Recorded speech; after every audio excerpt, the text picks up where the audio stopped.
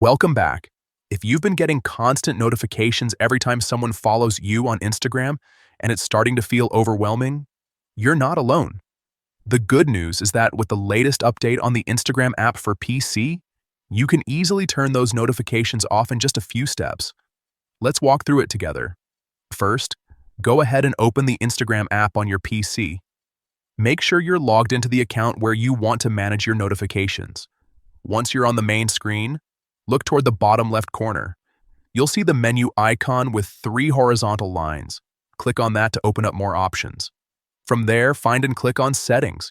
This will take you into the main control panel where you can adjust different parts of your Instagram experience. Inside Settings, look for the Notifications section and click on it. This is where you can manage everything related to alerts, sounds, and pop-ups. Next, select Push Notifications. This section controls the real-time notifications you receive while using the app. Now scroll until you find New Followers.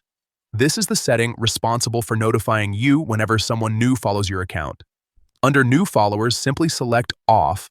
Once you click it, Instagram will stop sending you notifications for new followers instantly. And that's